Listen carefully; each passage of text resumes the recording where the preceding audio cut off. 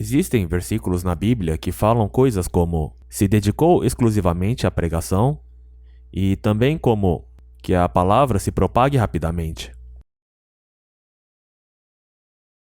Ao considerarmos essas palavras, podemos ver que ela diz claramente na palavra de Deus estava a vida, e que a vida era a luz dos homens.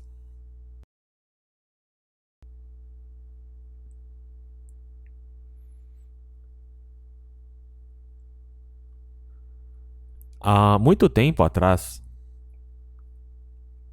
alguém escreveu: a minha canção no caminho para a luz, seja o vento que afasta as nuvens da escuridão. Havia um verso de um poema que era assim. E dentre os hinos que cantávamos, quando éramos mais novos, havia um que dizia: onde a tristeza fugirá e a luz brilha como o dia, caminhando na estrada do rei. Era um hino sobre uma certa luz. Tal como expressou o poeta que mencionei anteriormente, as pessoas procuram a luz.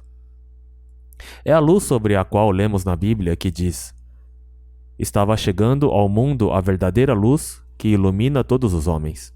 Diz: o povo que vivia nas trevas viu uma grande luz. Era aquele que é a palavra, e nele estava a vida, e esta era a luz dos homens. Este pré-requisito foi determinado. A Bíblia diz que assim como existe a luz que ilumina qualquer animal, planta ou mineral da natureza, também existe a luz que ilumina a consciência das pessoas.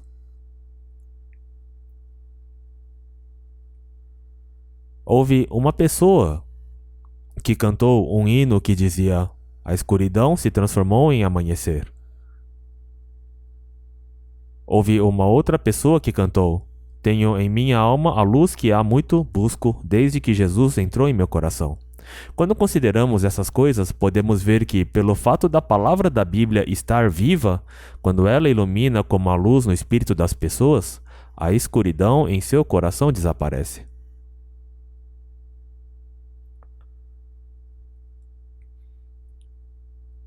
Ao considerarmos as passagens que leremos hoje na Bíblia, acho que chegou a hora de pensarmos também sobre quem é Deus. Sempre que leio o Evangelho de João, algo me vem à mente. Quando diz: no princípio era aquele que é a palavra e ele estava com Deus e era Deus, embora várias pessoas desse mundo pratiquem atos religiosos, criem deuses de várias formas e deem ofertas de várias maneiras para servir esses deuses, aquele de quem a Bíblia fala é completamente diferente. Ela fala sobre Deus invisível.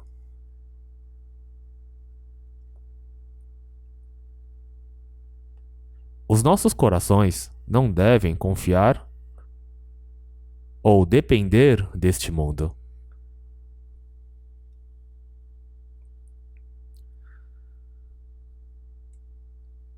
Gramíneas e flores finas florescem de acordo com as estações e não são apenas plantas. Todas elas ganham vida ao mesmo tempo com a energia da primavera. E da mesma forma, a Bíblia promete que em nossos corações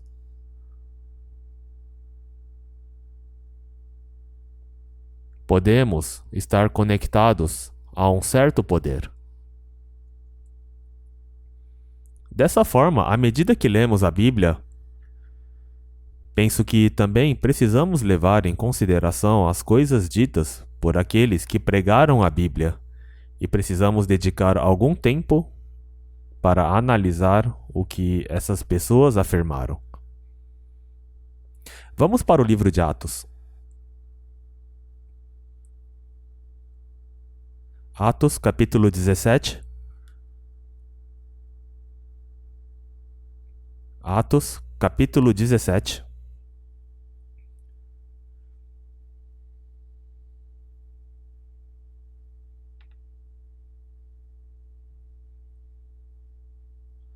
Vamos ler a passagem em Atos capítulo 17 a partir do versículo 16, mas gostaria de dizer algumas palavras antes de lê-la.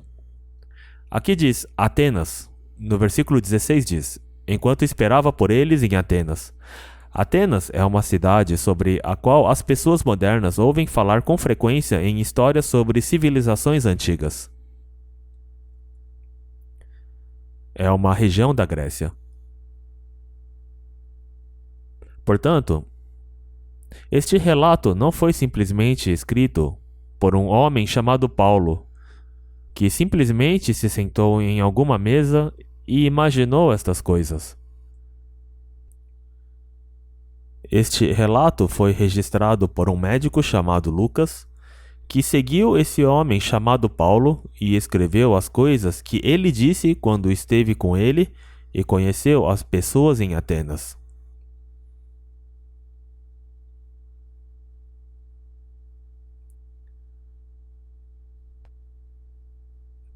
Vamos ler isso. Enquanto esperava por eles em Atenas, Paulo ficou profundamente indignado ao ver que a cidade estava cheia de ídolos. Diz que Paulo estava esperando por alguém em Atenas quando ficou muito indignado ao ver que a cidade estava cheia de ídolos.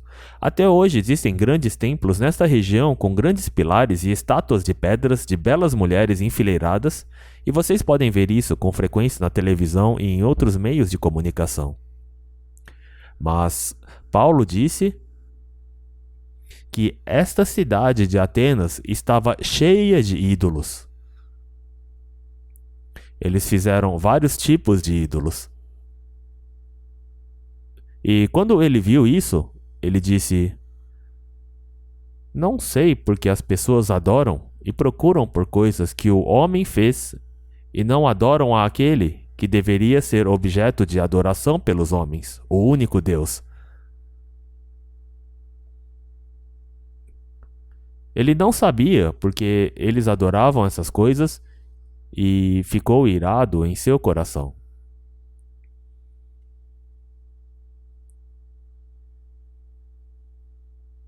As pessoas pensam primeiro nos deuses que podem ser vistos com os olhos e não pensam no Deus que não se pode ver.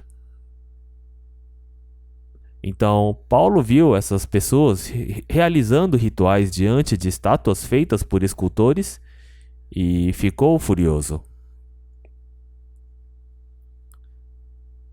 A seguir, versículo 17. Por isso, discutia na sinagoga com judeus e com gregos temente a Deus, bem como na praça principal. Ou seja, no mercado principal. Todos os dias, com aqueles que por ali se encontravam, alguns filósofos epicureus e estoicos começaram a discutir com ele. Alguns perguntavam: o que está tentando dizer esse tagarela? Outros diziam: parece que ele está anunciando deuses estrangeiros, pois Paulo estava pregando as boas novas e respeito de Jesus e da ressurreição. Epicuro foi um filósofo, e quando diz estoico, está se referindo à filosofia do estoicismo. Esses filósofos entraram em conflito e até entraram em disputas entre si. Mas Paulo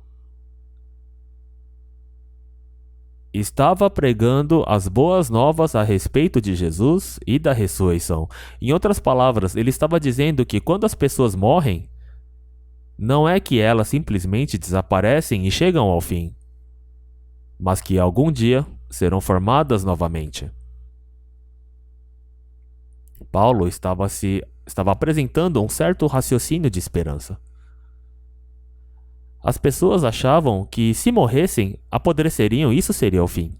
Mas quando Paulo pregou, ele falou sobre o Deus que fez os céus e a terra e os mares.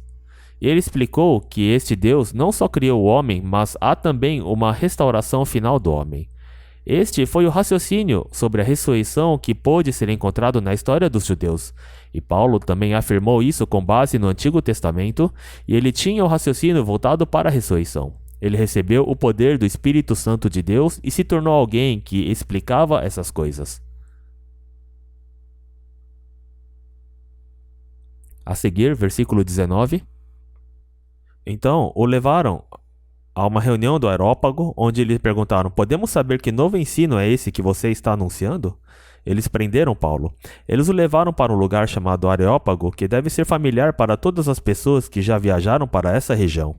Tenho certeza de que há pessoas entre nós que já foram para lá. Eles lhes perguntaram: podemos saber o que você está falando? Qual é esta nova doutrina? Porque o Paulo falou era uma coisa muito nova. Versículo 20. Você está nos apresentando algumas ideias estranhas e queremos saber o que elas significam. Todos os atenienses e estrangeiros que ali viviam não se preocupavam com outra coisa senão falar ou ouvir as últimas novidades. Esta cidade foi considerada a maior cidade filosófica da história da humanidade. Pessoas famosas como Sócrates, que foi o professor de Platão, ou pessoas que foram ativas neste cenário, estas pessoas estabeleceram as bases para as filosofias que existem nesta terra. Não era apenas uma cidade onde pessoas habilidosas faziam grandes esculturas, mas também estavam repletas de grandes ideias filosóficas. Se formos comparar Atenas com o mundo em que vivemos hoje, podemos compará-la à cidade de Nova York. Era uma metrópole onde se centravam todas as políticas, notícias e principais assuntos do mundo. Foi o local onde se desenrolavam todas as teorias, debates e ideologias, e onde se reuniam muitas pessoas eruditas. Era uma época em que essas pessoas estavam interessadas nas últimas notícias. A seguir, versículo 22. Então Paulo levantou-se na reunião do Areópago e disse: Atenienses, vejo que em todos os aspectos vocês são muito religiosos. Como essas pessoas continuavam a fazer perguntas dizendo: não estamos entendendo o que você está querendo nos dizer, o homem chamado Paulo se levantou e começou a falar com eles. Paulo era originalmente um homem de sangue judeu e nasceu em Sicília, na Ásia Menor. Mas, felizmente, por ter nascido em um local que estava sob o domínio romano, foi concedido a ele a cidadania romana desde o seu nascimento. Ele também foi um grande estudioso. Assim, ele disse ao povo de Atenas: vejo que em todos os aspectos vocês são muito religiosos. Parece que vocês são bem religiosos em todas as coisas.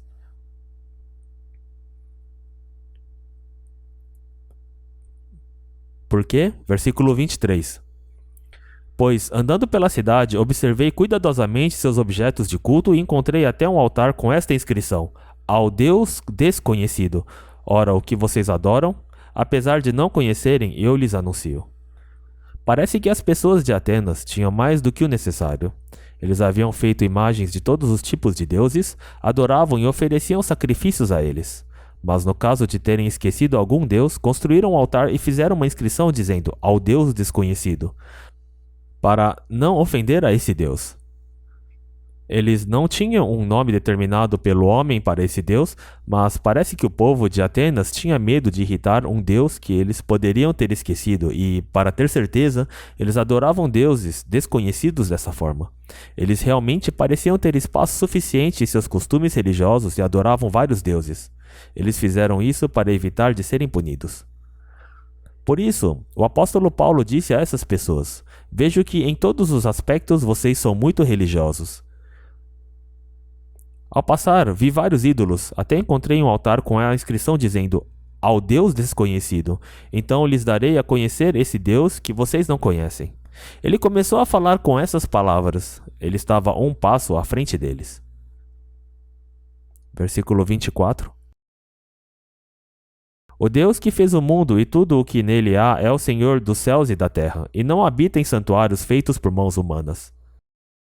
Naquela época, as pessoas que pregavam isso não pregavam tão bonzinhos assim como Paulo. Deus que fez o mundo e tudo que nele há é o Senhor dos céus e da terra, e não habita em santuários feitos por mãos humanas. Além dessas palavras, eles acrescentaram essas palavras que estão descritas na Bíblia. Não confiem em palavras falsas e digam: este é o templo do Senhor, o templo do Senhor. Quando se trata do conceito de templo, Só existem sinagogas, mesmo na terra de Israel.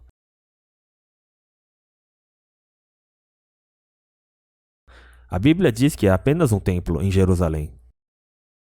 Existe apenas um templo nesta terra. Mas em cada país, em cada igreja, existiram várias pessoas que construíram locais de culto e ensinaram que tais locais eram templos.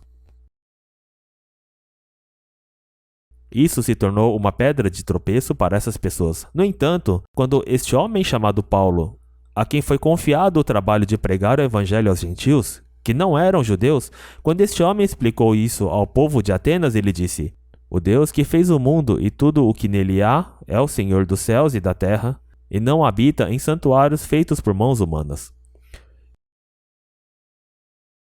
Ele disse que Deus não habita em edifícios construídos por mãos. Mas isso significa que ele não existe? Ele é maior e mais superior. Paulo estava ciente disso.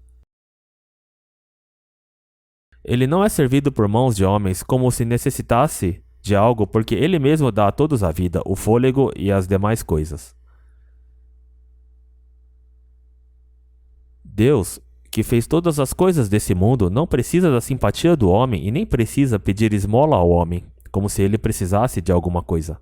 Isto é o que ele explicou. E o que ele disse foi preciso. Claro que as doações e ofertas das pessoas são necessárias para o funcionamento de uma igreja. Mas isso não é mais precioso que o espírito das pessoas. O apóstolo Paulo disse: "Ele não é servido por mãos de homens como se necessitasse de algo. O Deus que fez o mundo e tudo o que nele há é o Senhor dos céus e da terra, e não habita em santuários feitos por mãos humanas." Ele não habita em templos como estes feitos pelas mãos dos homens. Muitos séculos antes do tempo do apóstolo Paulo, houve um homem que também falou essas coisas.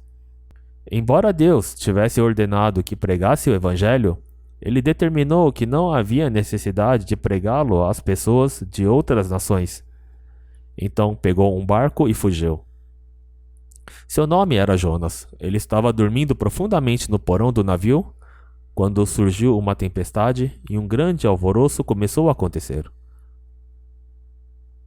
Como o navio estava prestes a virar devido à tempestade, o capitão e a tripulação se reuniram e decidiram lançar a sorte para descobrir o motivo da tempestade ter chegado sobre ele e de quem era a culpa. Então eles lançaram sortes e dentre todas as pessoas a sorte caiu sobre Jonas, que era israelita. Isso aconteceu porque Deus lhe havia dito para ir a algum lugar desde o início, antes mesmo de embarcar, mas ele fugiu de barco e tentou ir para um outro lugar. Como resultado, o navio quase virou. Então o povo ficou com medo e lançou sortes. Quando perguntaram: "De quem é a culpa?", Jonas respondeu algo sobre isso. Vamos para o livro de Jonas, no Antigo Testamento. Jonas, capítulo 1.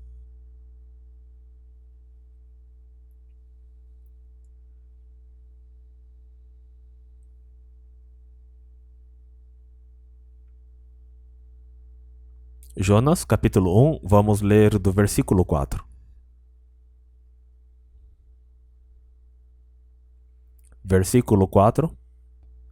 O Senhor, porém, fez soprar um forte vento sobre o mar, e caiu uma tempestade tão violenta que o barco ameaçava arrebentar-se. Todos os marinheiros ficaram com medo e cada um clamava ao seu próprio Deus, e atiraram as cargas ao mar para tornar o navio mais leve. Enquanto isso, Jonas, que tinha descido ao porão e se deitara, dormia profundamente. O capitão dirigiu-se a ele e disse: "Como você pode ficar aí dormindo? Levante-se e clame ao seu Deus. Talvez ele tenha piedade de nós e não morramos." Aqui no versículo 5 diz: "Todos os marinheiros ficaram com medo e cada um clamava ao seu próprio Deus, e atiraram as cargas ao mar para tornar o navio mais leve." Estava um caos. Os marinheiros clamaram ao Deus que cada um adorava e pediram por sua vida. Mas esse homem chamado Jonas estava dormindo no porão e então o capitão acordou e fez um pedido: clame você também ao Deus em que acredita. Para de ser preguiçoso e não fique só dormindo. Versículo 6.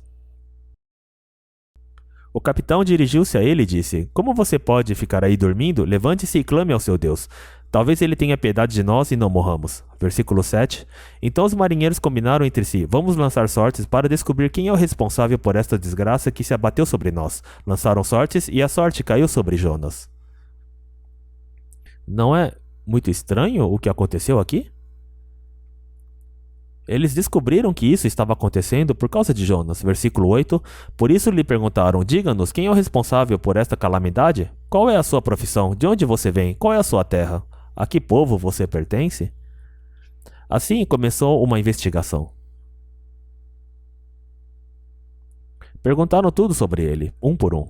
Aqui diz: Qual é a sua profissão? De onde você vem? Qual é a sua terra? A que povo você pertence? Jonas, que foi questionado dessa forma, respondeu: Eu sou um hebreu. Ele disse que era hebreu, um hebreu judeu. Ele respondeu: Eu sou hebreu, adorador do Senhor, o Deus dos céus, que fez o mar e a terra. Adorador do Senhor, o Deus dos céus, que fez o mar e a terra. Este homem expressou sua posição de forma bem clara. Então os homens ficaram apavorados e perguntaram: O que foi que você fez? Pois sabiam que Jonas estava fugindo do Senhor, porque ele já lhes tinha dito. Visto que o mar estava cada vez mais agitado, eles lhe perguntaram: O que devemos fazer com você para que o mar se acalme? Respondeu ele: Peguem-me e joguem-me ao mar, e ele se acalmará. Pois eu sei que é por minha causa que esta violenta tempestade caiu sobre vocês. Este homem se revelou claramente. Ele revelou que essa punição estava acontecendo por causa dele. Posso tirar meu paletó? Essas coisas foram ditas por um dos antepassados distantes de Paulo, quando este foi cercado por pessoas de outras nações e interrogado por elas.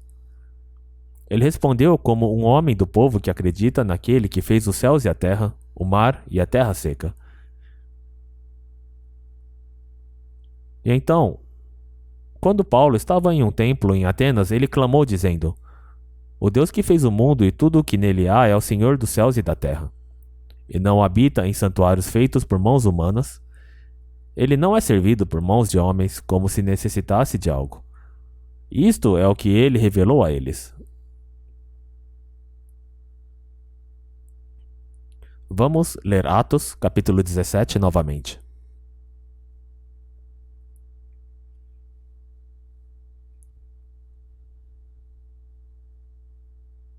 Atos, capítulo 17, versículo 25.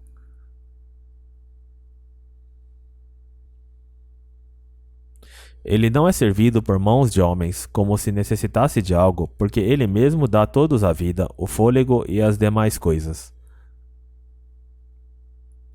Quando nascemos neste mundo, chegamos e partimos de mãos vazias.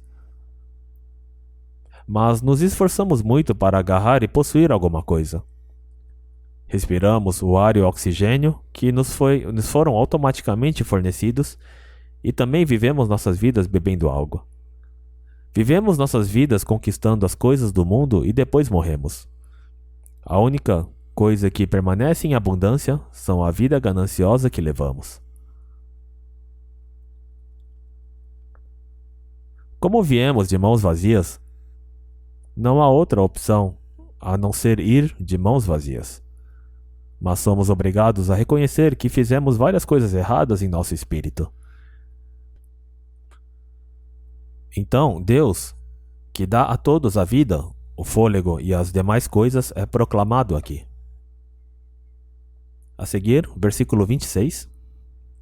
De um só ele fez todos os povos, para que povoassem toda a terra, tendo determinado os tempos anteriormente estabelecidos e os lugares exatos em que deveriam habitar. Deus fez isso para que os homens o buscassem e talvez, tateando, pudessem encontrá-lo, embora não esteja longe de cada de nós. Pois nele vivemos, nos movemos e existimos, como disseram alguns dos poetas de vocês. Também somos descendência dele. Assim, visto que somos descendência de Deus, não devemos pensar que a divindade é semelhante a uma escultura de ouro, prata ou pedra feita pela arte e imaginação do homem. No passado, Deus não levou em conta essa ignorância, mas agora ordena que todos, em todo lugar, se arrependam, pois estabeleceu um dia em que há de julgar o mundo com justiça, por meio do homem que designou, e deu provas disso a todos, ressuscitando dentre os mortos.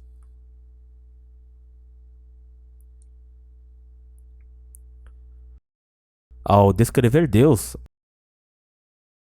ao falar sobre Deus, Paulo disse ao povo de Atenas que sempre ouvia as últimas novidades.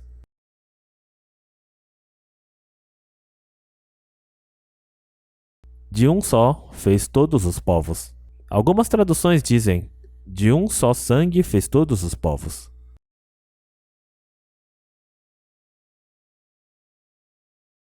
Mesmo com o passar do século XX e mesmo agora, este fato é algo que não é aceito pelos tolos que ainda não recuperaram o bom senso. Existem várias pessoas que pensam errado e acham que o sangue dos macacos foi misturado com o sangue de todos os povos.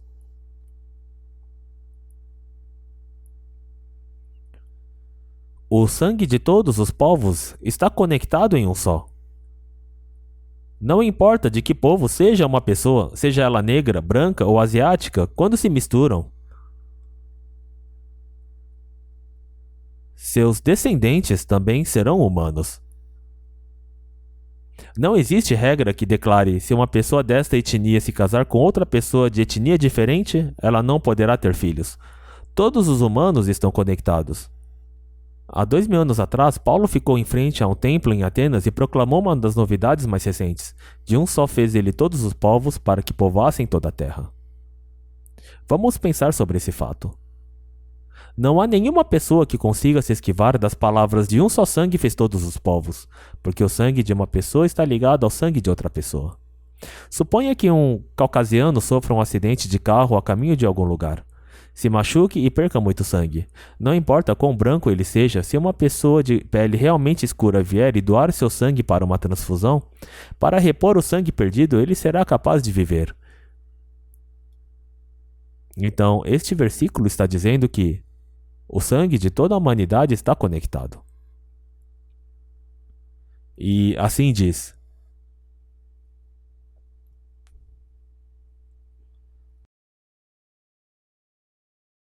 de um só fez ele todos os povos para que povoassem toda a terra, tendo determinado os tempos anteriores estabelecidos e os lugares exatos em que deveriam habitar. Não sabemos o quanto iremos viver, mas diz claramente que os limites foram firmemente determinados. Deus fez isso para que os homens o buscassem e talvez tateando pudessem encontrá-lo, embora não esteja longe de cada um de nós. Para que os homens buscassem e talvez tateando pudessem encontrá-lo. Mas Deus não está longe de cada um de nós. Quando as pessoas passam por certos problemas, quando passam por dificuldades, contraem uma doença grave ou caem em certas circunstâncias lastimáveis, muitas vezes desenvolvem um estado mental fraco e se perguntam: o que pode acontecer se eu morrer? Ou pode ser que ele esteja bem, mas um dos membros de sua família caia em uma situação extremamente perigosa e não haja absolutamente nada que ele possa fazer com suas próprias forças. Então ele pode orar: Deus, se você está vivo, por favor, cuide de mim e da minha situação. O homem tem força para fazer perguntas a respeito dos assuntos de seus próprios filhos ou de qualquer pessoa de sua família.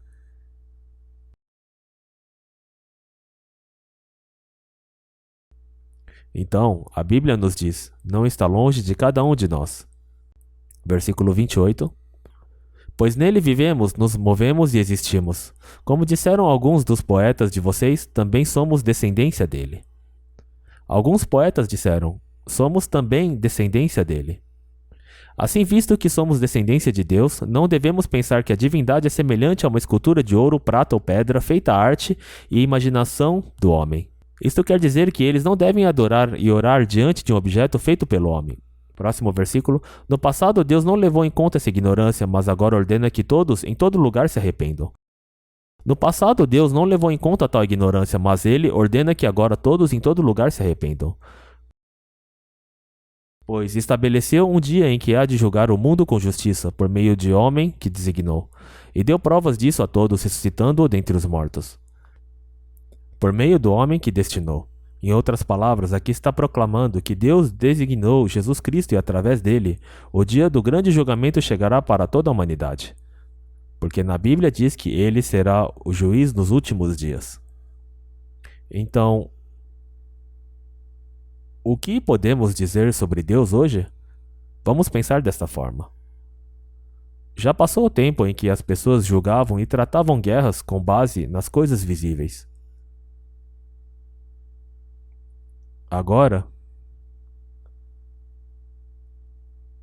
eles estão explorando coisas que são invisíveis também. Além disso,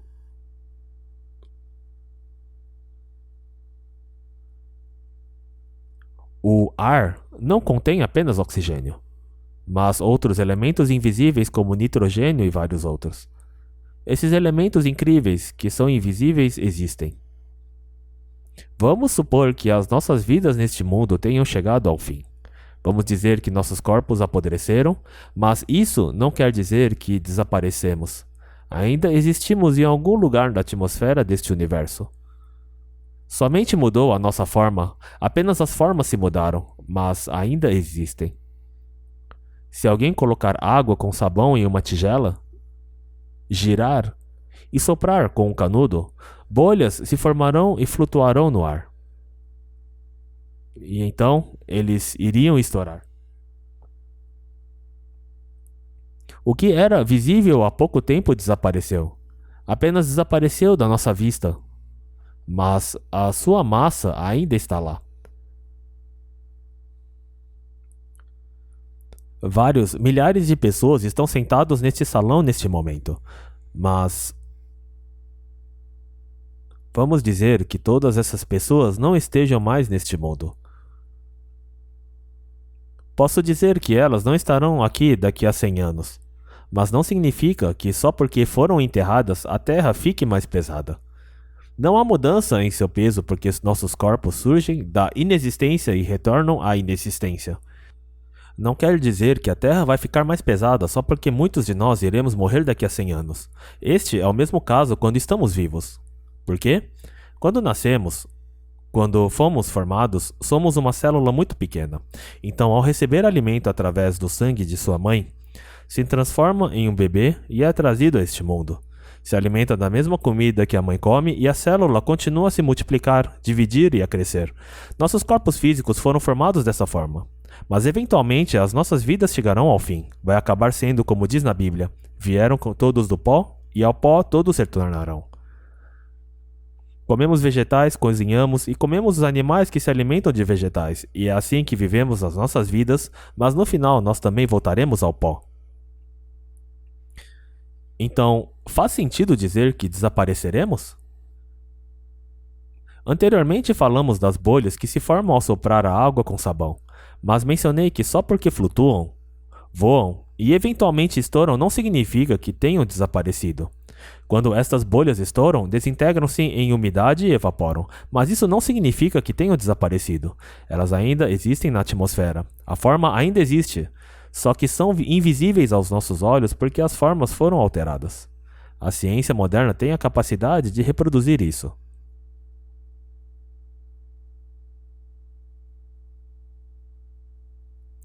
De acordo com a lei da conservação da massa,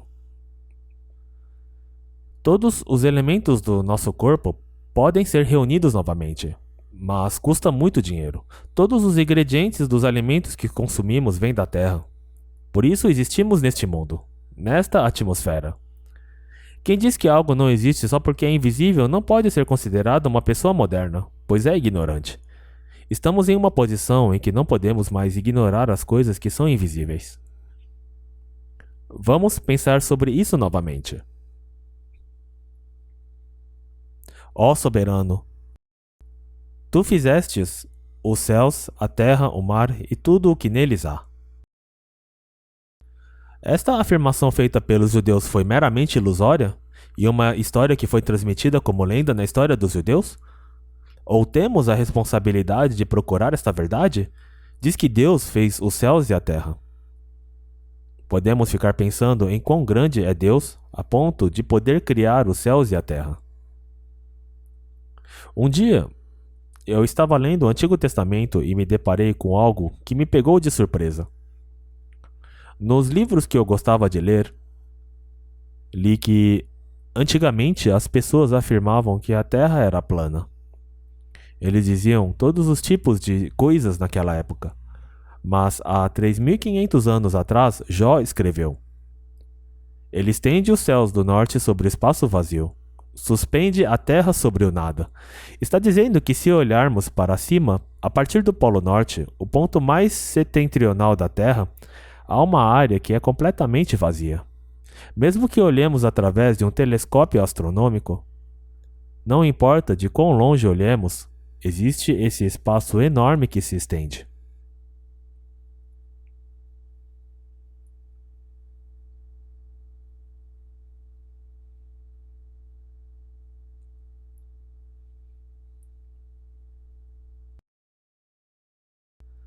Vamos para o capítulo 23 de Jeremias, que está no Antigo Testamento. Jeremias capítulo 23. Vamos ler um versículo que é fácil de lembrar. Jeremias capítulo 23, versículo 23. Versículos 23 e 24. Sou eu apenas um Deus de perto? Pergunta o Senhor, e não também um Deus de longe? Poderá alguém esconder-se sem que eu veja? Pergunta o Senhor. Não sou eu aquele que enche os céus e a terra? Pergunta o Senhor.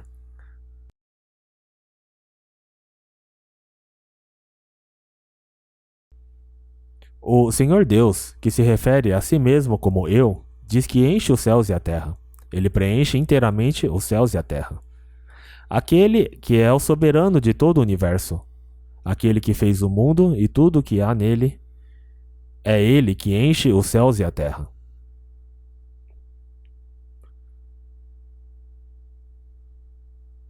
Há um hino que diz: Ele mora comigo, está sempre perto. Deus é o Senhor dos céus e da terra, embora não esteja longe de cada um de nós.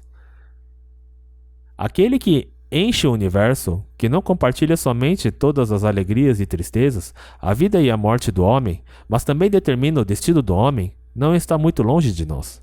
As pessoas falam que ele está longe de nós, mas não está. Uma formiga pode vagar por aí e acabar dentro da orelha de uma vaca e dizer: não tem vaca.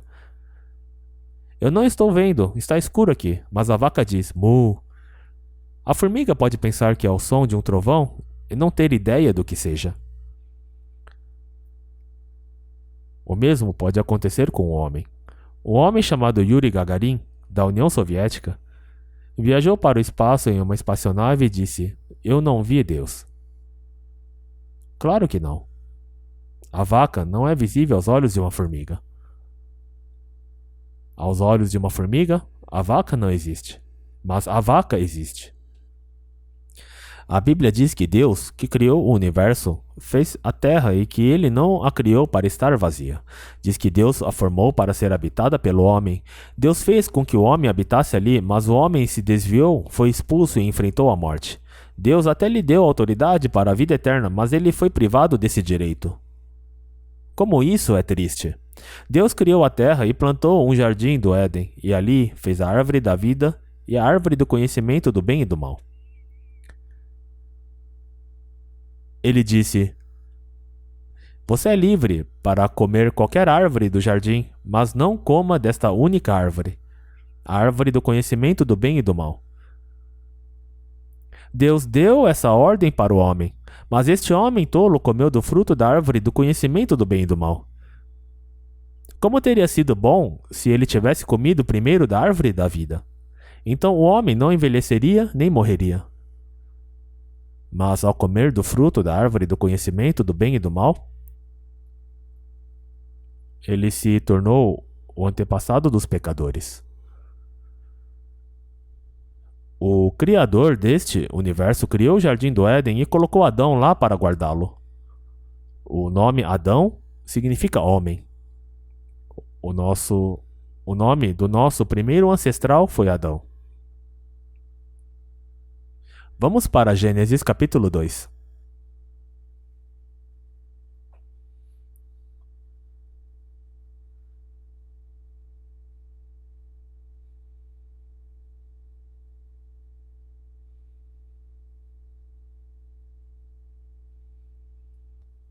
Vamos ler Gênesis capítulo 2 a partir do versículo 10. No Éden nascia um rio que irrigava o jardim e depois se dividia em 4. O nome do primeiro é Pison. Ele percorre toda a terra de Havilá, onde existe ouro. O ouro daquela terra é excelente. Lá também existe o bdélio e a pedra de ônix. O segundo que percorre toda a terra é Cuxi, é o Gion. Cuxi é a Etiópia, próximo. O terceiro que corre pelo lado leste é a Síria, é o Tigre. E o quarto rio é o rio Eufrates. O Senhor Deus colocou o homem no jardim do Éden para cuidar dele e cultivá-lo. E o Senhor Deus ordenou ao homem: come livremente de qualquer árvore do jardim, mas não coma da árvore do conhecimento do bem e do mal, porque no dia em que dela comer, certamente você morrerá. Então o Senhor Deus declarou: não é bom que o homem esteja só, farei para ele alguém que o auxilie e lhe corresponda. Depois que formou da terra todos os animais do campo e todas as aves do céu, o Senhor Deus trouxe ao homem para ver como este lhe chamaria. E o nome que o homem desse a cada ser vivo, esse daria o seu nome. Assim o homem deu nomes a todos os rebanhos domésticos, as aves do céu e todos os animais selvagens. Todavia não se encontrou para o homem alguém que lhe auxiliasse e lhe correspondesse. Então o Senhor Deus fez o homem cair em profundo sono. Enquanto este dormia, tirou-lhe uma das costelas, fechando o lugar com carne. Com a costela que havia tirado do homem, o Senhor Deus fez uma mulher e a levou até ele. Disse o homem: esta sim é osso dos meus ossos e carne da minha carne. Ela será chamada mulher, porque do homem foi tirada. Por essa razão o homem deixará o pai e mãe, se unirá à sua mulher, e eles se tornarão uma só carne. E o homem e sua mulher viviam nus e não sentiam vergonha.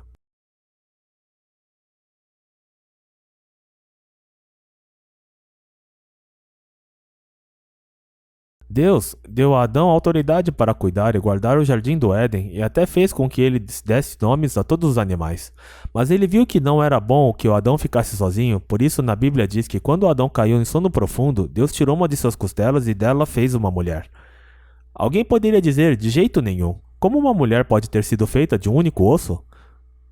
Mas hoje, a biotecnologia está notavelmente avançada e conseguiriam fazer coisas como a ovelha Dolly, certo? Fizeram até um clone de bezerro, não foi? Esses animais foram produzidos por reprodução celular. Então, é tolice não acreditar que Deus fez a Eva de uma costela. É verdade que Deus, que criou os céus e a terra, também fez o homem, mas quando fez a Eva, ela foi feita com osso dos ossos. O material usado para fazer Eva precisava ser o mesmo, não é? Então diz que Eva foi feita dessa maneira. Hoje, os humanos chegaram ao ponto de serem capazes de clonar um ser humano. Eles tentam desafiar o poder de criação do Criador. O que será do mundo no futuro? As pessoas se esforçam para tornar todas essas coisas possíveis. Foi assim que a história e a vida progrediram e como a ciência avançada se desenvolveu. Há muito, muito tempo atrás, quando Deus criou o homem, se alguma vez existiu o primeiro ser humano a ser clonado, teria sido a Eva. Mas em vez de fazer uma cópia exata, ele a fez de forma um pouco diferente. Ele criou uma mulher. Ele a criou a partir da costela de Adão. Quando o homem é criado, ele não é criado a partir de um osso do tamanho de uma costela, mas de algo dentro dele.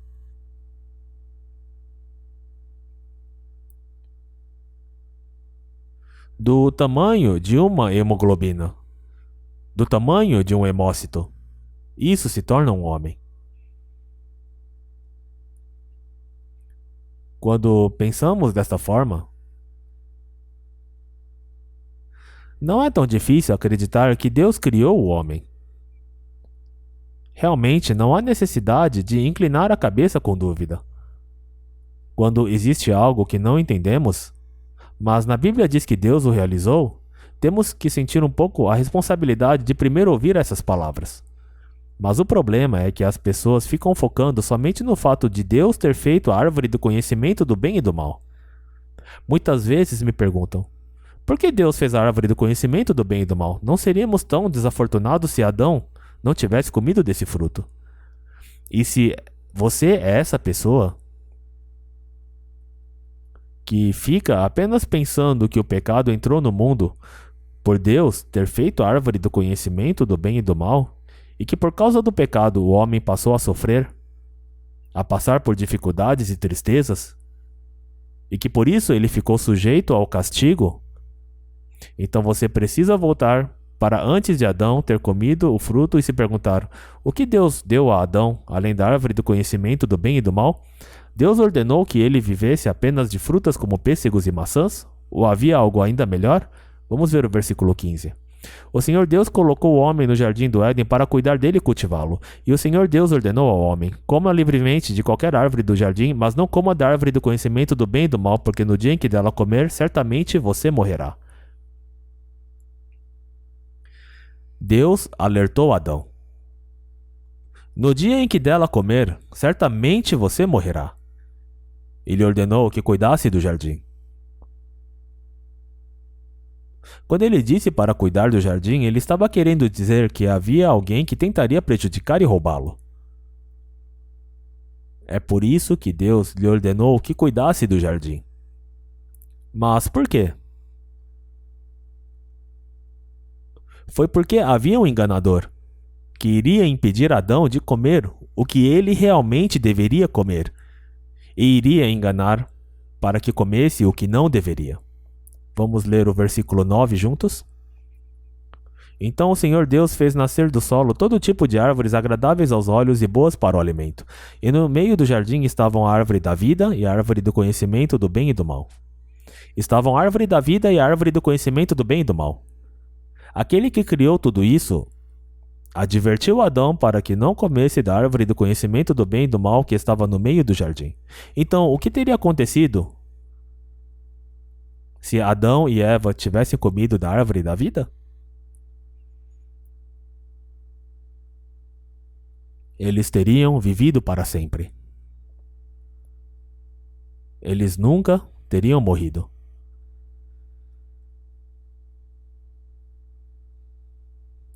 Se tivessem comido da árvore da vida, o que lhes teria permitido viver uma vida muito, muito longa. A Bíblia diz que esta árvore da vida foi escondida, mas voltará a dar frutos no futuro. Assim, o antepassado da humanidade caiu em pecado ao comer o fruto do conhecimento do bem e do mal. Foi ordenado a ele para cuidar do jardim, mas ele falhou e foi enganado pelo enganador. Vamos voltar para o capítulo 3 de Gênesis.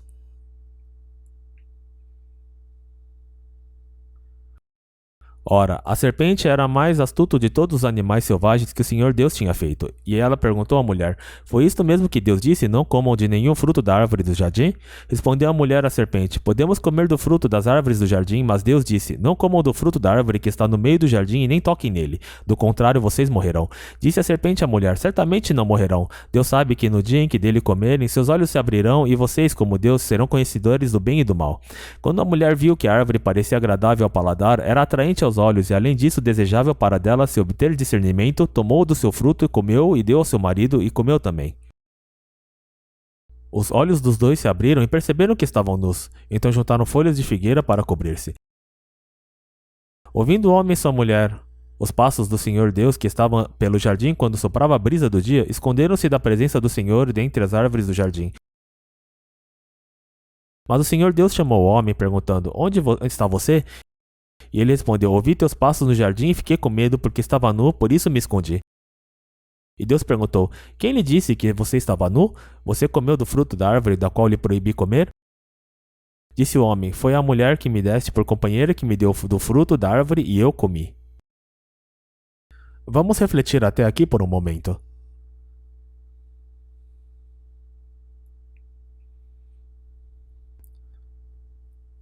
Parece que Adão, que tinha a responsabilidade de cuidar do jardim do Éden, não sabemos se ele estava indo ao jardim para cuidar dele, mas ele falhou em cuidar da sua esposa adequadamente. Como resultado, ela foi enganada pela serpente e acabou comendo o fruto do conhecimento do bem e do mal. Ela comeu por ganância para que seus olhos pudessem ser abertos e eles pudessem se tornar como Deus. No momento em que ela comeu, seus pecados começaram a aumentar. Se espalhou até Adão, ao seu marido, a quem ela deu o fruto para comer. O marido dela também comeu o fruto. Então, a partir daquele momento, o homem descobriu a vergonha e, por causa do pecado, os seguintes eventos começaram a ocorrer. Por causa disso, Adão foi expulso do Jardim do Éden. Adão foi expulso e lançado para este mundo amaldiçoado. O Éden foi escondido do homem. Podemos ver o chicote de Deus dirigido ao homem em Gênesis capítulos 3 e 4. Como resultado do pecado de Adão, por causa do seu pecado, toda a humanidade nascida através do seu corpo veio a nascer nesta terra como pecadores. Existe alguém entre nós que pecou porque quis? Temos o coração de não querer pecar em nossa consciência. Esta é a verdadeira natureza do homem. Mas qualquer pessoa pode acabar ficando furiosa. Em certas situações, quando atinge o limite da sua paciência. Além disso, dependendo das circunstâncias, há muitas pessoas que evitam certas situações mentindo razoavelmente. Também existem pessoas que fazem com que os outros mintam, sem sequer terem dito uma única palavra. Deixe-me lhes dar um exemplo. Uma criança atende uma ligação e procura pela sua mãe. Onde está a sua mãe? Ele olha em volta e a vê ali. Mãe, alguém quer falar com você no telefone, mas então a mãe gesticula com as mãos. E a criança volta ao telefone e diz: ela não está aqui.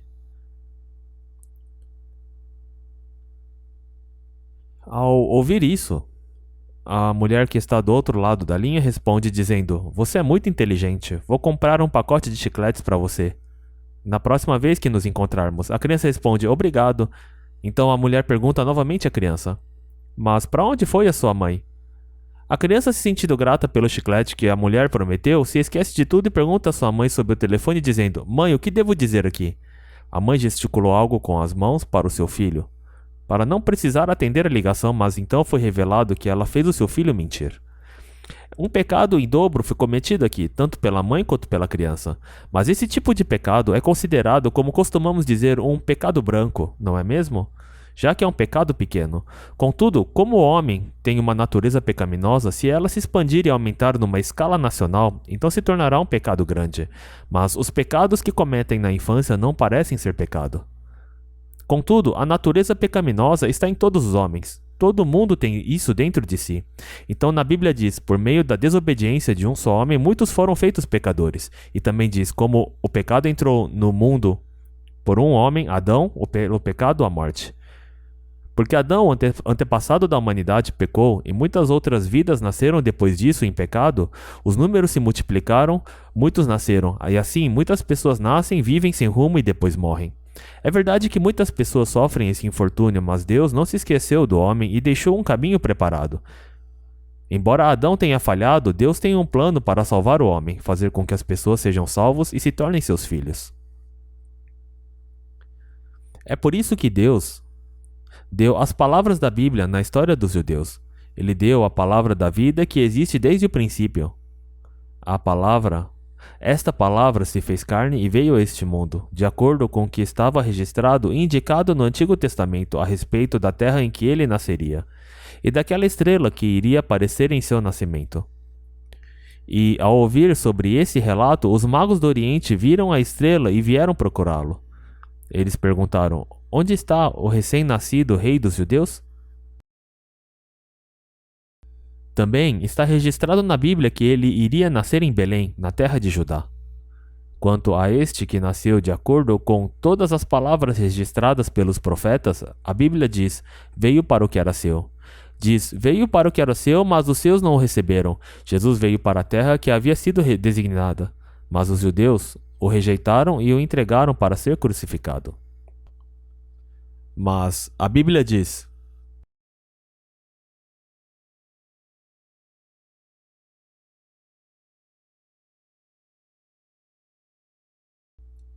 veio para o que era seu, mas os seus não receberam. Contudo, os que receberam, aos que creram em seu nome, deu-lhes o direito de se tornarem filhos de Deus, os quais não nasceram pela descendência natural, nem pela vontade da carne, nem pela vontade de algum homem, mas nasceram de Deus. Mesmo que você tenha nascido como uma pessoa comum, sem quaisquer tradições judaicas e sem nenhum tipo de boa vontade, qualquer um que nasce como ser humano pode receber o direito de se tornar um filho de Deus. Esta é a promessa de Deus que reside nas palavras da nova aliança. Embora Adão tenha falhado, este tremendo plano de Deus para salvar todas as pessoas nascidas de Adão foi revelado através do seu filho. E assim, na Bíblia diz: porque Deus tanto amou o mundo que deu o seu Filho unigênito. Este foi o plano que Deus estabeleceu. Nessa história da humanidade, antes de Adão ser expulso do Jardim do Éden, ele e a sua esposa estavam com medo e envergonhados, então juntaram folhas de figueira para se cobrirem. Mas Deus substituiu o que eles haviam feito por outra coisa. Ele sacrificou um animal e os vestiu com as roupas de pele. Mais tarde, na época do filho de Adão, foi revelado que animal era esse. Seu filho Abel matou um cordeiro e ofereceu como sacrifício. Isso foi visto como justo aos olhos de Deus e ele se agradou da oferta de Abel.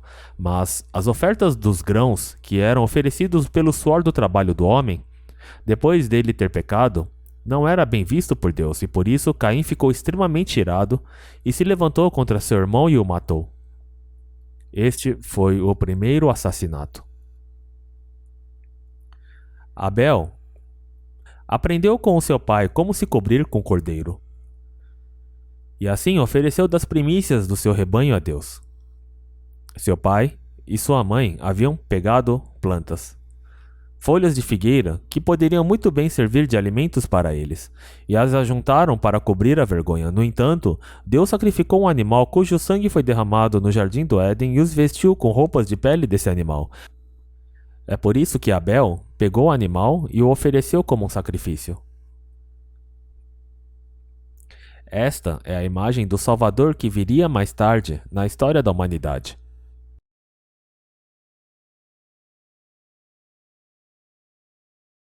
No dia seguinte, João viu Jesus aproximando-se e disse: vejam, é o Cordeiro de Deus que tira o pecado do mundo.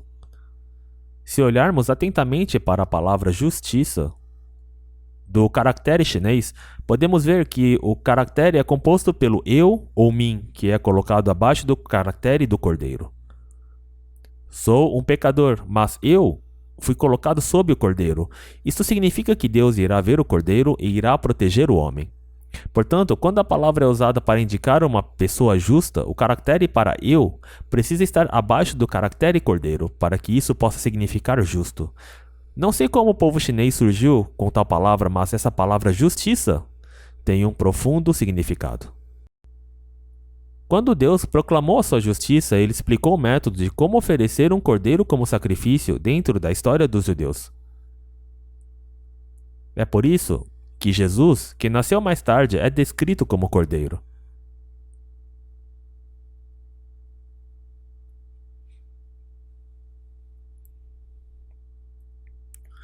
As pessoas que nasceram nas gerações seguintes continuaram cometendo pecados, a causar problemas, a ter pensamentos desonestos, e continuaram pecando sem parar. E a terra foi povoada dessa forma. A humanidade, que foi expulsa do jardim do Éden, deu à luz muitos filhos e eles se multiplicaram grandemente. Nasceram muitas crianças. Quantas vocês acham que nasceram? Naquela época, uma pessoa vivia em torno de 600 a 700 anos. Mas é possível viver tanto tempo agora, nos dias de hoje? Hoje não é mais possível. Porque o ar está poluído, a terra está contaminada, há coisas como a chuva ácida e tudo na vida se tornou complicado.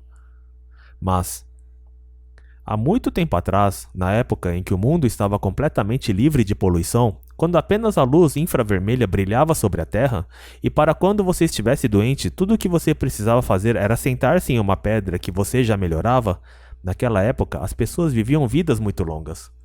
Mas estranhamente, todos os pensamentos e a condição mental das pessoas se revelaram como nota zero aos olhos de Deus. Vamos para Gênesis capítulo 6.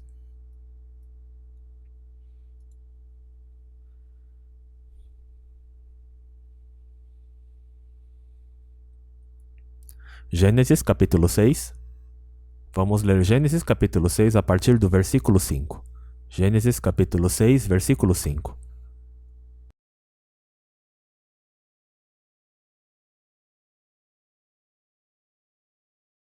O Senhor viu que a perversidade do homem tinha aumentado na terra e que toda a inclinação dos pensamentos do seu coração era sempre e somente para o mal. Então o Senhor arrependeu-se de ter feito o homem sobre a terra, e isso cortou-lhe o coração. Disse o Senhor: Farei desaparecer da face da terra o homem que criei, os homens e também os grandes animais e os pequenos e as aves do céu. Arrependo-me de havê-los feito. A Noé, porém, o Senhor mostrou benevolência. Esta é a história da família de Noé.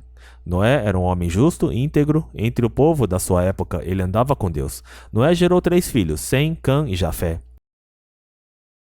Ora, a terra estava corrompida aos olhos de Deus e cheia de violência. Ao ver como a terra se corrompera, pois toda a humanidade havia corrompido a sua conduta. O julgamento estava aguardando por essas pessoas. Toda a inclinação dos pensamentos dessas pessoas era má o tempo todo. Então, no versículo 6 diz: Então o Senhor arrependeu-se de ter feito o homem sobre a terra. E no versículo 7 diz: Diz o Senhor: Farei desaparecer da face da terra o homem que criei. Deus disse que destruiria o homem da face da terra. Com o que ele que disse que ele iria destruí-los? Com água. Esta foi a primeira maneira pela qual Deus os amaldiçoou. Noé, toda a vida, era íntegro entre o povo de sua época, e teve 3 filhos cujos nomes eram Sem, Cã e Jafé. Isso aparece no versículo 10. Como podemos ver, as pessoas que vivem atualmente nesta terra descendem da raça asiática associada a Sem, ou da raça europeia pertencente a Jafé, ou da raça africana pertencente a Cã. O fato de essas 3 raças viverem nesta terra é uma teoria e um princípio prático, claramente evidente, mesmo na antropologia. As pessoas costumam fazer pesquisas com isso como base. E não se pode escapar desta verdade. Agora, versículo 18. Mas com você estabelecerei a minha aliança, e você entrará na arca com seus filhos, sua mulher e suas mulheres de seus filhos. Então, quantas pessoas entraram? 8 pessoas, certo? A seguir, versículo 13. Capítulo 7, versículo 13. Naquele mesmo dia, Noé e seus filhos Sem, Cã e Jafé, com sua mulher e com as mulheres de seus 3 filhos, entraram na arca.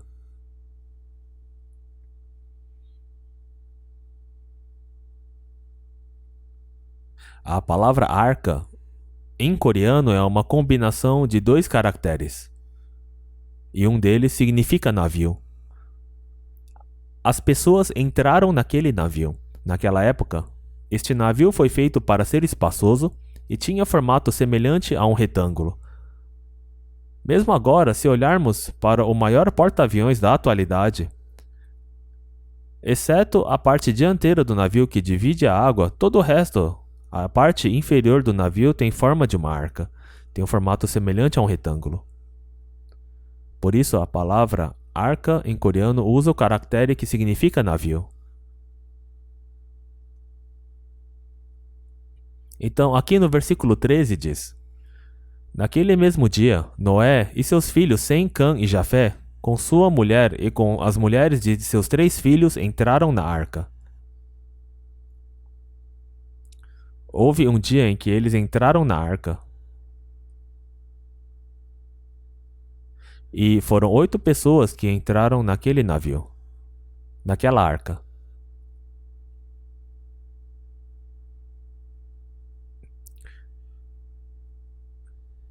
Na China, existe até uma expressão que fala sobre uma grande mudança no céu e na terra. E como é que essas pessoas que usavam caracteres chineses conseguiram criar tais caracteres numa palavra só? Vamos dar uma olhada.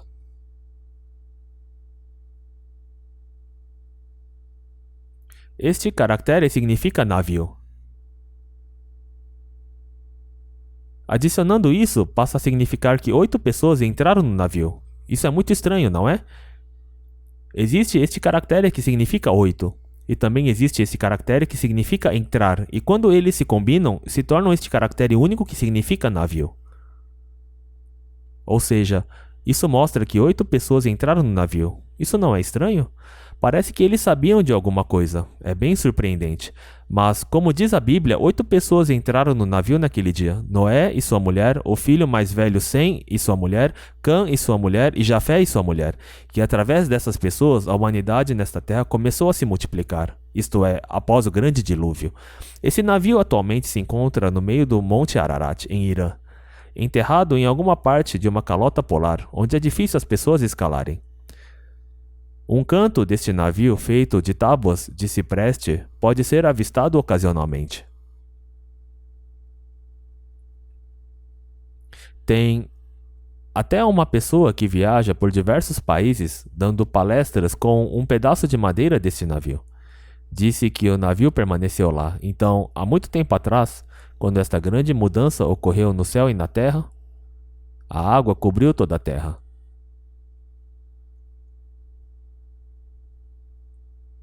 Naquela época, as espécies originais dos animais que estavam na arca saíram da arca e cresceram e se multiplicaram. Após o dilúvio, as pessoas receberam a permissão de Deus para comer vegetais e também carne. Portanto, as pessoas passaram a ter que comer não apenas vegetais, mas também a carne. Nossos corpos foram feitos para comer vegetais e carne.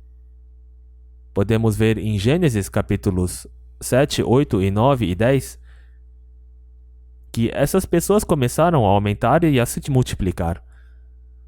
Se aqueles que estudam antropologia não usarem isso como ponto de partida, eles vão passar a entender tudo errado.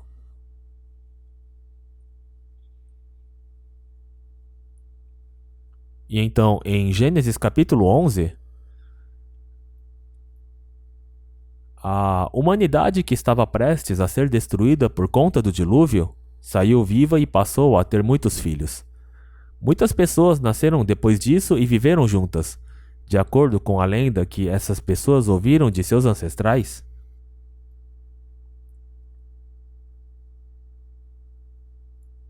De acordo com a história que foi passada pelas gerações, eles ouviram que milhares de seus ancestrais haviam se afogado em um dilúvio. E uma vez que tantas pessoas foram destruídas dessa forma nesta terra, eles falaram entre si: vamos garantir que a gente também não morra afogado dessa forma, e começaram a trabalhar contra a palavra de Deus. Mas, depois de Deus ter enviado o grande dilúvio, ele já tinha prometido dizendo: nunca mais haverá dilúvio para destruir a terra.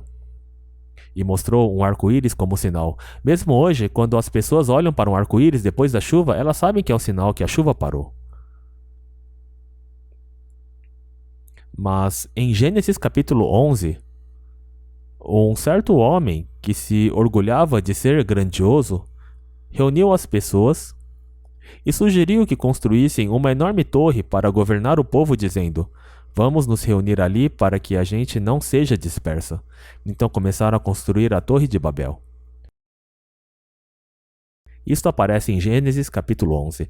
Diz que toda a terra tinha uma única língua, um único idioma. Quando diz: no mundo todo havia apenas uma língua, um só modo de falar. O som que saía de suas bocas, pelas suas gargantas, era uma só.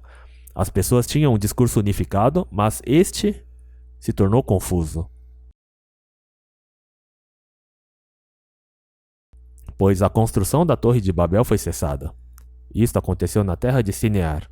onde hoje é a parte sul do Iraque. Foi neste local que ocorreu este incidente.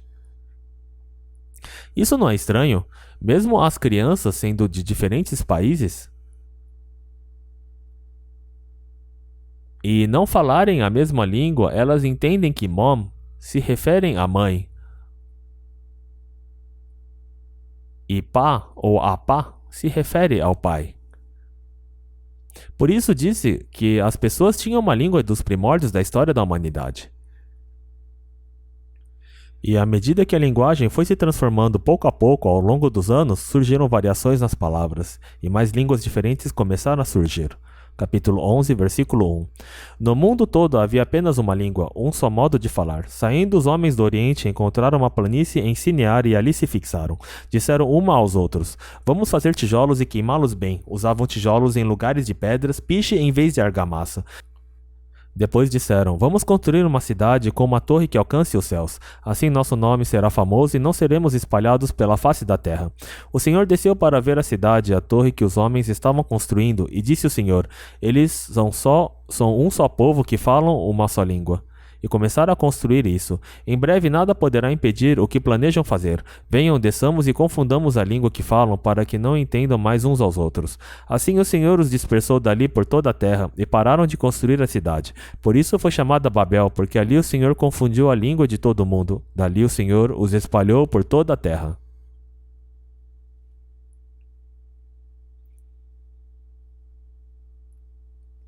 Assim, foram todos dispersos da terra de Sinear, da terra de Babilônia. E isso deve ter acontecido da seguinte forma: por exemplo, imagine o supervisor esperando os trabalhadores lá embaixo para carregar os tijolos, mas vendo que eles não estão subindo, ele deve ter gritado com eles. Mas como a linguagem deles havia sido confundida, eles não podiam se entender. As pessoas que estavam subindo ao ouvi-lo gritar não devem ter conseguido entender se ele estava dizendo para ele subir ou descer. Então ele deve ter voltado dizendo: deixa para lá, vou voltar para fazer uma pausa. Foi isso que deve ter acontecido e assim a construção da torre cessou. E todos se espalharam, cada qual com as pessoas cujo idioma era o mesmo. Alguém dentre eles pode ter dito: preciso continuar? Vou me deitar aqui na areia e me ajeitar confortavelmente. Ele deve ter esticado as pernas e tirado uma longa soneca, mas quando ele acordou, ele deve ter descoberto que todos haviam partido. A humanidade foi espalhada dessa forma. E dentre a história do homem que foi dispersa, Deus escolheu uma nação. De todas as muitas nações dispersas, cada uma com sua própria linguagem, Deus escolheu uma pessoa da linhagem de Sem. Esta pessoa foi Abraão, o antepassado da nação judaica.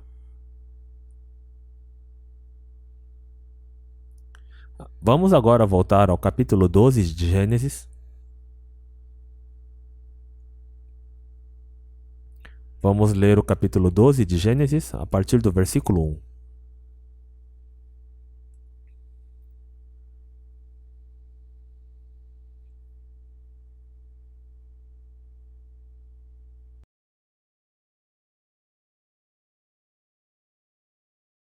Então o Senhor disse a Abraão: saia da tua terra, do meio dos seus parentes e da casa de seu pai, e vá para a terra que eu lhe mostrarei. Farei de você um grande povo e o abençoarei. Tornarei famoso o seu nome e você será uma bênção. Abençoarei os que te abençoarem e amaldiçoarei os que te amaldiçoarem. E por meio de você, todos os povos da terra serão abençoados. Partiu Abraão como lhe ordenara o Senhor, e Ló foi com ele. Abraão tinha 75 anos quando saiu de Harã. Vamos parar aqui e pensar sobre isso por um momento. Deus ordenou: saia da tua terra, dos meios dos seus parentes, da casa de seu pai, e vá para a terra que eu lhe mostrarei. Abraão ouviu a ordem de Deus pela primeira vez em Ur dos Caldeus. Esta era a cidade natal de Abraão. Os judeus têm uma ancestralidade muito diferente comparada às lendas de outros países. Os judeus não ficam inventando histórias estranhas sobre a origem de sua nação e nem ficam dizendo coisas como um certo ser deu à luz ao nosso antepassado, ou o nosso antepassado veio do céu. Os judeus dizem que o seu antepassado veio do lugar do seu maior inimigo, do atual Iraque, e dizem que a região de Ur era a cidade mais meridional do Iraque. Abraão deixou Ur dos Caldeus e veio para a terra prometida na sua velhice. A ordem que Deus deu a este homem continua a ser contada na história judaica até hoje. E quando Abraão entrou na terra, Deus lhe disse no versículo 2: Farei de você um grande povo. Farei de você um grande povo e o abençoarei. Tornarei famoso o seu nome e você será uma bênção. Abençoarei os que o abençoarem e amaldiçoarei os que o amaldiçoarem. E por meio de você todos os povos da terra serão abençoados. Deus disse que todos os povos da terra, toda a humanidade, serão abençoados por meio de Abraão. O que isso quer dizer? Deus revelou seu plano através de Abraão e o escolheu como antepassado desta nação, para que as sagradas palavras de Deus pudessem ser transmitidas através dele e estabelecidas como um exemplo do ensinamento que todas as nações do mundo podem aprender, seguir e manter. E assim Deus prometeu dar esta terra a Abraão, quando ele já estava velho e não podia mais ter filhos. E disse Deus: Abençoarei os que o abençoarem e amaldiçoarei os que o amaldiçoarem. Não são estranhas essas palavras? Se olharmos para a história judaica, podemos ver que não há uma única nação que não tenha aparecido depois de causar sofrimento aos judeus. Todas as nações que vivem e existem nesta terra, as quais perseguiram os judeus, acabaram sendo assoladas ou punidas. Esta é a história do mundo. Hitler era alguém que tinha poder, tanto militar como em todos os aspectos, para obter controle da Europa, mas depois que começou a perseguir os judeus, ele começou a desmoronar. E, curiosamente, no Japão, no final da Segunda Guerra Mundial, houve muitos casos em que os japoneses ajudaram a esconder os judeus secretamente em locais desconhecidos de Hitler. Como o Japão era aliado da Alemanha, o Japão trabalhou cautelosamente por trás das costas de Hitler para proteger o povo judeu.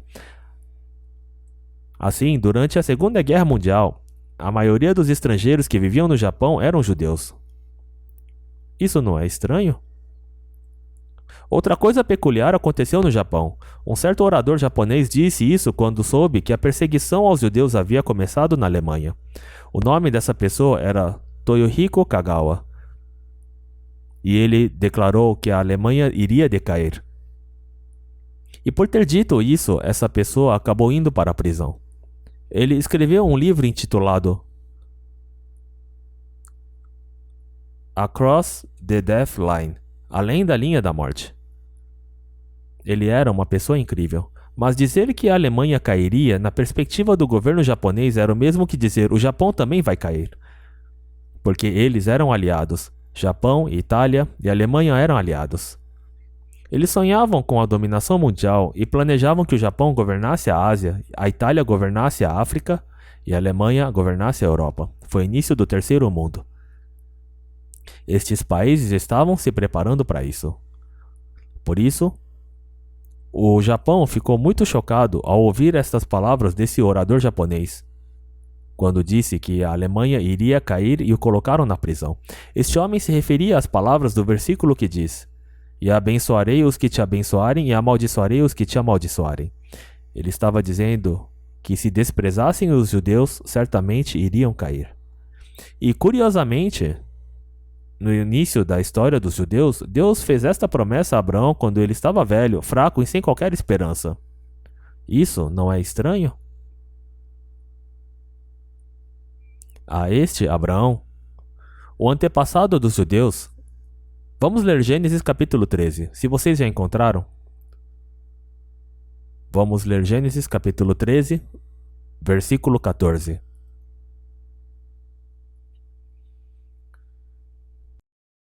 Disse o Senhor a Abraão, depois que Ló separou-se dele: De onde você está, olhe para o norte, para o sul, para o leste e para o oeste. Toda a terra que você está vendo darei a você e à sua descendência para sempre. Tornarei a sua descendência tão numerosa como o pó da terra. Se for possível contar o pó da terra, também se poderá contar a sua descendência. Percorra esta terra de alto a baixo, de um lado a outro, porque eu a darei a você. Lemos até o versículo 17. Ele disse: percorra esta terra de alto a baixo, ou seja, de norte ao sul, e de um lado a outro, ou seja, de leste a oeste. E veja os limites, eu a darei à sua descendência, e você é a sua descendência. Abraão não tinha filhos ainda, a preocupação era sua velhice. Mas Deus lhe deu tal promessa. Vamos ler Gênesis capítulo 15. A partir do versículo 13, Gênesis capítulo 15.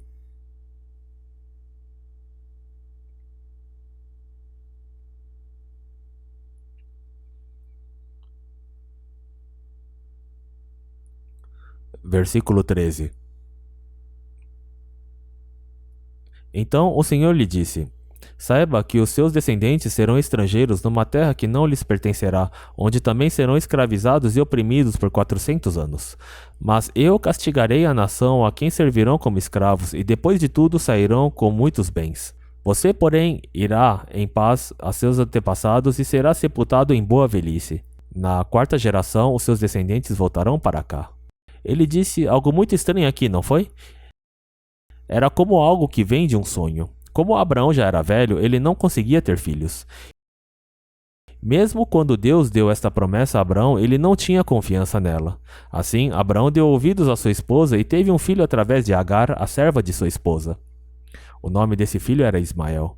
Até hoje, existe um número considerável de pessoas, entre os líderes e pessoas famosas das nações árabes, que se chamam Ismael. E muitos entre eles também vêm da linhagem de Abraão. Entretanto, Isaque era o único filho prometido, o filho da promessa. Abraão estava impaciente e teve um filho, através do qual surgiram certos líderes históricos ao redor do Egito, e uma região chamada Ismael também foi formada perto do Egito. Essas coisas aconteceram, mas esse filho Isaque, que Deus ainda não havia permitido naquela época, finalmente nasceu mais tarde.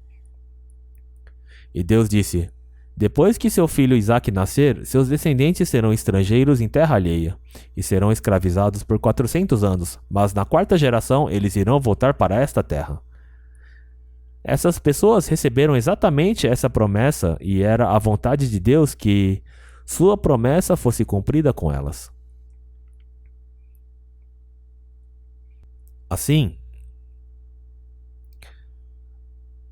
na primeira página do Novo Testamento está escrito: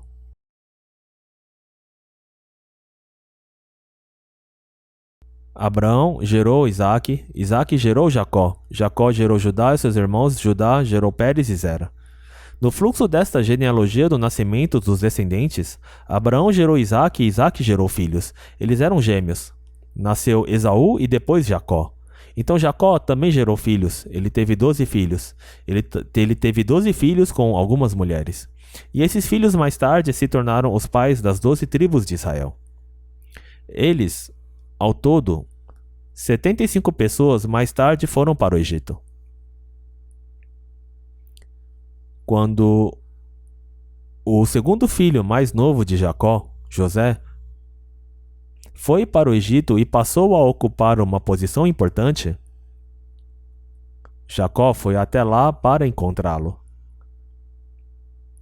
Então, chegando lá, Jacó se encontrou com seu filho, que ele achava que estava morto. E seus descendentes continuaram morando lá no Egito, e mais tarde, eles foram usados como escravos.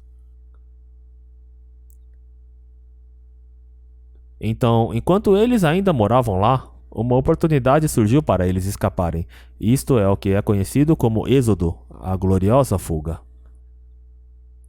Quando os judeus estavam no Egito, não podemos dizer que naquela época eles eram chamados de judeus. Eles eram o povo de Israel, a nação de Israel. O nome de Jacó era Israel. E os seus descendentes deixaram o Egito na quarta geração. Foi através de Moisés que eles conseguiram escapar do Egito. Este evento histórico foi a preparação para o início de Israel. Este era o plano de Deus, porque Deus havia prometido que eles voltariam para sua terra na quarta geração. Isso ocorreu exatamente como havia sido prometido.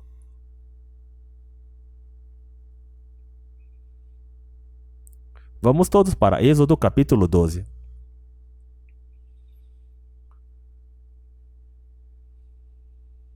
Êxodo capítulo 12, versículo 40.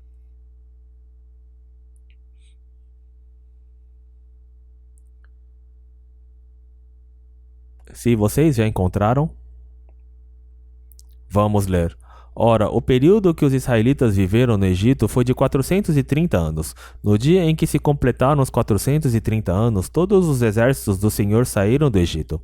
Assim como o Senhor passou em vigília naquela noite para tirar do Egito os israelitas, estes também devem passar em vigília essa mesma noite, para honrar o Senhor por todas as suas gerações. Na quarta geração, o povo de Israel começou a fugir da terra do Egito. Atravessaram o Mar Vermelho e a terra da Judéia para a terra em que deveriam entrar, que era a terra que havia sido prometida aos seus antepassados e era onde os palestinos nativos viveram. E isso incluía a terra que Abraão havia comprado há muito tempo, que também foi usada como local de sepultamento para Abraão. José também pediu que ele fosse sepultado ali, então seus descendentes realizaram conforme ele havia pedido. Assim, os judeus que deixaram o Egito levaram 40 anos vagando e lutando com outras nações e povos no processo de preparação para entrar na terra de Canaã. Estes foram os 40 anos no deserto. Assim que o povo entrou na terra, eles começaram a estabelecer e preparar o seu país. Isto é, a história dos judeus começou a se desenrolar dentro da história deste mundo. O país de Israel começou a se estabelecer na história deste mundo. O que Deus prometeu a um mero ser humano se tornou a preparação para a formação de um país. Esse país existe até hoje. Surgiu como um país.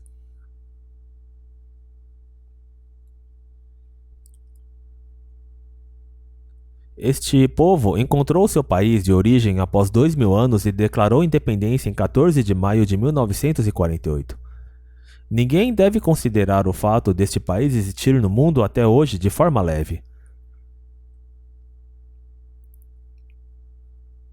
Essas pessoas que retornaram já haviam se acostumado com sua vida no deserto, mas então tiveram que entrar na terra de Canaã.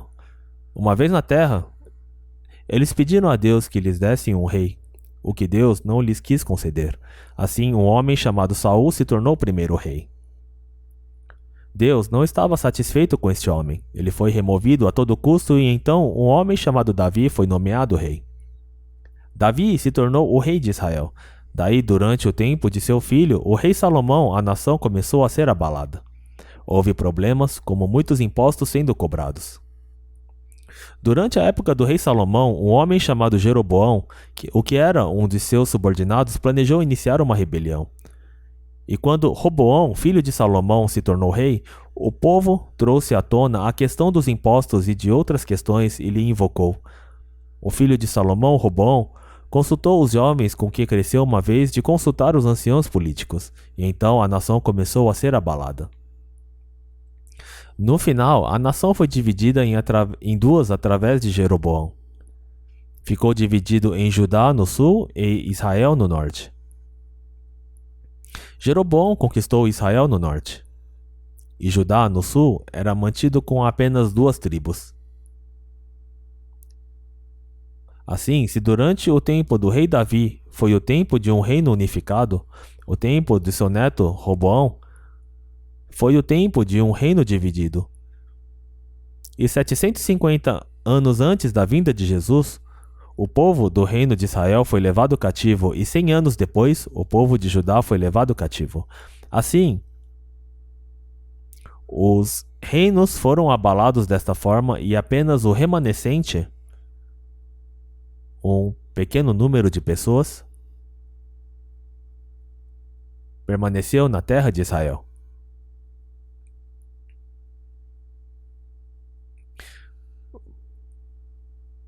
Vamos traçar a história até este ponto.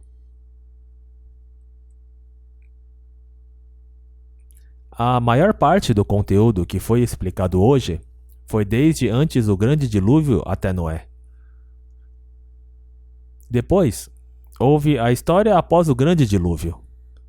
E depois houve a era pastoral no tempo de Abraão, uma época de criação de gado. E então houve o tempo no deserto. Em seguida começou o tempo da conquista de Canaã. Depois disso veio o tempo do reino unificado. E depois veio o tempo do reino dividido. Em seguida houve o tempo em cativeiro. E então houve um período em que as pessoas retornaram. E quando retornaram, na época de Esdras e Neemias, tentaram governar seu próprio país, mas já era tarde demais. Eles receberam uma ajuda através do Império Grego, mas ainda estavam instáveis e ficaram sob o domínio do Império Romano. E assim, Jesus veio durante a época do Império Romano.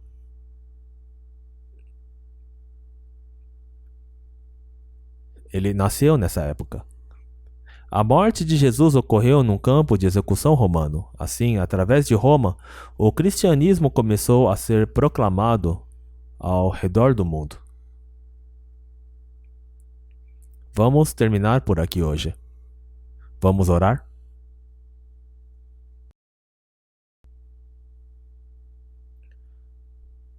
Senhor, lhe agradecemos.